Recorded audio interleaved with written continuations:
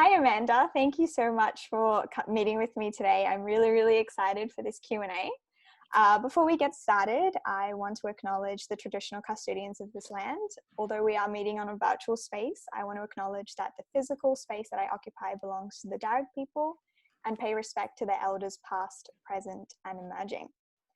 So I thought I could start with this first question of if you could tell us a little bit about yourself and about the Young and Resilient Research Centre as well.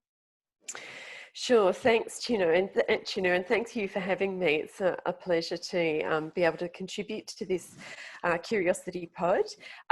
My name's Amanda Third, and I'm co-director of the Young and Resilient Research Centre at Western Sydney University. And that's a research centre that's dedicated to understanding how we can harness the power of technology to support the mental health, well-being and resilience of young people and their communities here in Western Sydney, but also more broadly, and indeed some of our work has gone around the world. So we've got 4 research programs that look at learning and work. They look at places and platforms, health and well-being, and participation and engagement. And we're really interested in really thinking carefully about how young people use technology and how we can really build on the strengths of that technology use to ensure that young people can face what's often, well, what now feels like, in the face of a pandemic at least, if it didn't feel like this before, a sometimes very challenging world. Definitely, yeah. Your research seems to be a lot on this concept of technology and how it affects young people's lives. I was wondering if you could tell us what are some of the key impacts of technology in young people's lives? It's a little open-ended, but yeah. That's quite all right. No, it's a very big question, that one, and undoubtedly digital technology has really transformed what it means to be young and what it means to grow up in the world today. And I think what's really clear from the research is that on the one hand, you know, digital technology exposes children and young people to I guess you might say, a new suite of potential risks of harm. And you know, my own work has really focused on children's rights in the digital age, and certainly in that space we can see that digital technology threatens, we might say, the way that children's privacy, or the way that children experience their privacy. Perhaps it threatens their health in that it makes them more sedentary and doesn't always encourage them to balance their technology time with other things in their lives. But also it impacts their relationships. You know, a lot of children and young people, when we talk to them, say, oh, you know, I hate it when I sit around the family dining table and people are all looking at their phones, right? So I think on the one hand, there are potentially a whole array of negative impacts that possibly accompany digital technology. But on the other hand, I think, you know, there's also an awful lot of good things that we can do with technology. And indeed, we're yet to really harness that power of technology to open up more opportunities for children and young people, whether it's for their freedom of expression, whether it's for the development of their identity. Obviously, there are wonderful benefits for education if we can work out how to harness technology appropriately, both in the classroom and outside the classroom. So, you know, there's a lot of benefits, but one of the big debates in our field is precisely how do you create contexts where children and young people can be appropriately protected and have sorts of mechanisms to ensure that they're not unnecessarily exposed to harm, but at the same time open up that world of opportunity for them. Yeah, wow. It seems like whether it's positive or negative, it's becoming increasingly complex. And the term that I'm hearing increasingly as well is the term resilience on social media.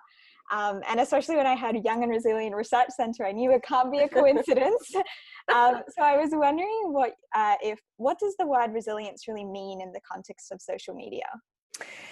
Yeah, terrific. So I think it's very hard to say what resilience means in the context of social media. I think we still don't have enough research to really tell us the answer to that question. One of the things that adults do when they think about how to intervene productively to support young people's mental health and well-being online is that they tend to think about social media or being on the internet as a separate and discrete space from the spaces that you might encounter in other parts of your everyday life. And what children and young people tell us over and over again is, we don't think about it as a separate domain. You know, we don't switch off our offline lives and go online, and then we don't switch off our online lives and go back online. These are just it's just one more space in which we live out our everyday lives. And so that's a real challenge, because what we tend to do is we tend to talk about online safety, we tend to talk about digital citizenship, and we talk about resilience online. But actually, there's a lot of interconnection between the ways children experience big concepts like citizenship or resilience or safety across online and offline spaces. So that's the first thing I would say about resilience in the context of social media, is that we've got to be really careful not to think about resilience as only something you nurture online or that only plays out online, because for children and young people it moves across. I think the other thing to say about resilience is it's a very, very complex concept in many ways. It's a term that comes from engineering originally, and it's a term that originally encapsulates this idea that some materials, like metals, when they're put under immense pressure, then they bounce back, right? And this has been kind of translated across from that engineering context into a sort of more social context around how we live our lives, right? So resilience tends to gesture, it's certainly in psychological readings, it tends to gesture that capacity to bounce back from adversity. But as I think we've learnt during the pandemic, actually, after we've been put under this enormous pressure, things aren't automatically just bouncing back to the way that they were before. And so we probably need a different kind of concept of resilience if we're really going to think productively about what to do next, kind of thing. We know that resilience is also not something that happens just in one-off situations. It accumulates over time. You build a capacity for resilience. So it's not a state of being so much as a capacity. And I think it's not just, we tend to talk about it as an individual capacity, but actually what we also know is that the difference between those people who are most resilient, those who are most resilient and those who struggle to be resilient in the face of adversity, is the strength of their social networks, their connections with others, whether that's family or friends or a broader community. And so resilience is, in that sense, is not simply an individual capacity, it's also a capacity of communities.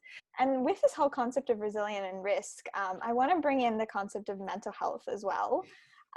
Especially as you were talking about in this times of pandemic, I'm personally seeing on my Instagram and all of my social media platforms, the role of activism is increasing, and there's news and all of these different spaces that were previously separate is now in this one social media platforms.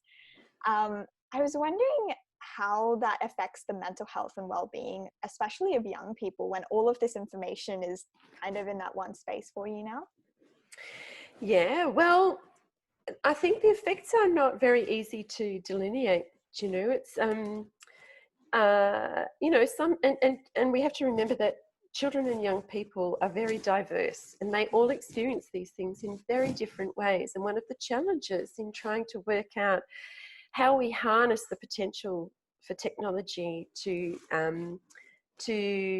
help drive positive social change and to boost the mental health and well-being of the population is precisely how to activate technology for different kinds of people, right? So that's a really big question. But there's no doubt in my mind that technology can do really wonderful things for mental health, well-being and resilience broadly.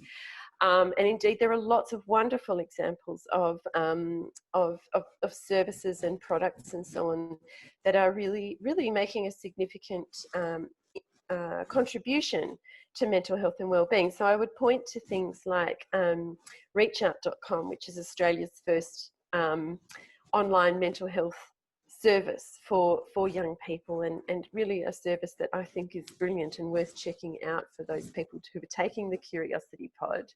At both as an as a platform that's interesting, but also as a platform that's got heaps of wonderful resources for young people.